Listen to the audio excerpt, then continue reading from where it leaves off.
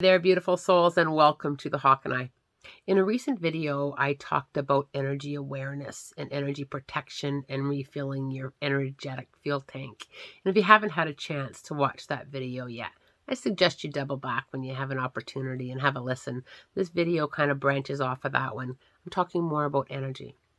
Now, have you ever walked into a room and just had this feeling that something wasn't right, that something happened here?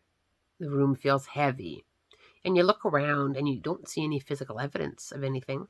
People in the room are having a good time, yet you can't shake that feeling that something happened here.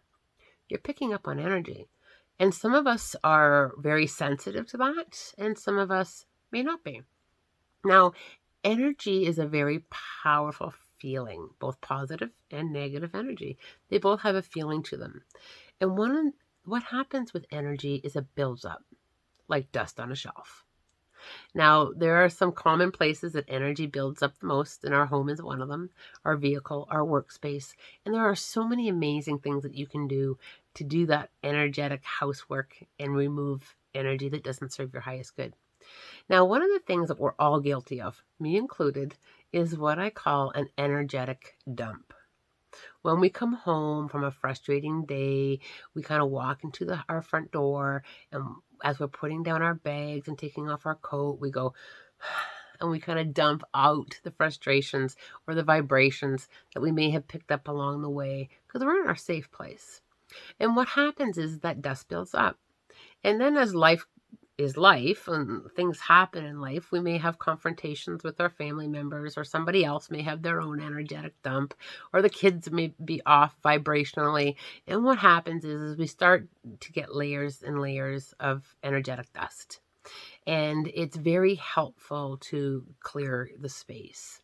Now, the art of smudging and smudging rituals, there are so many ways, from traditional ways with sage and incense, scented palo wood. There are so many different ways of smudging. And what I always say to people, and I've said this before, always do what resonates to you. If burning sage resonates to you, then you do that. Now, what's important with smudging is always having an opportunity or a way for energy to leave. So what I like to do is open my windows, and I will simply ask all negative energy that doesn't serve my highest good to please leave the space. And I fill the space back up with love and light. Now, sometimes I will use my singing bowl. Sometimes I will walk through the house with some crystals. Sometimes I will use a custom-made spray, a smudge spray. And every now and again I will burn. But burning in my home doesn't really resonate to me because the space is kept so clear and crisp all the time. I will use sage when I am doing a heavier space. If I'm doing a space where something bad or tragic or really heavy has happened, then I will use sage. But for my own home, I like to use the open windows, pushing out energy, asking my angels and guides to fill the space up with love and light. And I think that's the key, is refilling up the space with love and light. Now, I smudge when I feel it's needed, but I also am constantly sending in my own energy vibrationally throughout my home. I just simply ask. I just simply bring my awareness to the love in my heart, and I push that throughout the house. Now, I also use a lot of crystals in my home. I've got rose quartz in all corners of my house and some selenite that removes negative energy above the doorway. I also love to set waterfalls. So what I do is at each entrance of my home, I visualize a beautiful waterfall. And what happens when you enter my home is that waterfall gives you a beautiful spiritual bath, washing you of anything that you don't need to bring in my home. Kind of cleanses you. And it does the same thing when you leave. If you picked up, any energy from when you were here that doesn't serve your highest good, you get another bath on the way out. It's a beautiful way of spiritually cleansing people as they come into your home.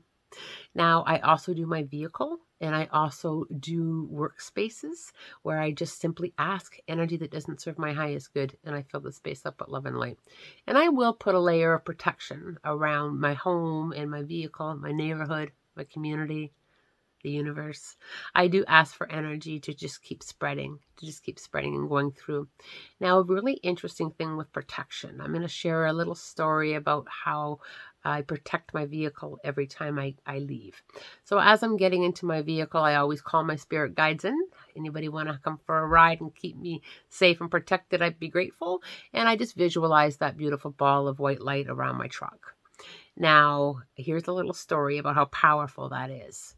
I was in London, Ontario on a little road trip, and I was at an intersection, and I had the right of way, and I was making a right turn. And apparently my big truck wasn't big enough for a 5-ton truck to see. And he did not have the right of way, and he turned right into me, pushing my vehicle up against a light pole. Now, I had my young daughter with me. She was screaming her head off. We both heard glass shatter, like from within the truck, like the glass just shattered. The 5-ton truck kept going. I managed to stop my vehicle, and I looked over to the passenger side, and my truck was up against a pole. Now, there's that brief moment of kind of shock as to what happened here. I pulled the truck forward a little bit. My daughter, still screaming in the back seat, was not injured. I got out of the truck, and I walked around, and the passenger side was clearly up against a pole. Yet there wasn't a mark on the vehicle, and there was not a broken window. And as I stood there trying to catch up to what had just happened, I heard the screech of a red-tailed hawk. And I looked up, and there above me was the hawk swirling around my truck. And I just started crying and thanking my guides for the protection and the love that they gave me. There was not one mark on that truck, and it was pinned up against a pole. Fascinating, isn't it? Working with energy, I'm working with energy to its highest vibration, and only in a love and a light space. It's just so amazing. The miracles and the protection and the vibration that follows. Always remember when it comes to energy work that it's intention, intention, intention. I can't stress that enough. It's all your intention. It doesn't have to be by a book. It must happen this way. That's my opinion anyway. And like I always say, take what resonates and leave the rest. But doing energy work and clearing out energy just makes living spaces and workspaces in your vehicle feel so much clearer. It just feels so much lighter. People will walk into my home and they'll take a look around and they'll say, "Did you just paint?" And I'll be like, "No, I just smudged." I just removed all the I just removed energy, and we all bring energy, like me included. I leave energy where I go as well. Life isn't always fluffy bunny. Even with me, I can come home and have my energy dumped. As much as I practice my spiritual practices, I'm still very much human.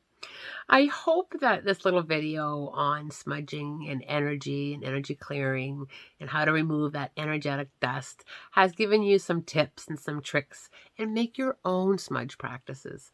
As long as you're filling the space with love and light and asking any energy that doesn't serve your highest good to please leave, it all works for you. It's all what works for you. I hope that you have a spirit-guided day. I am sending you much love, light, and blessings.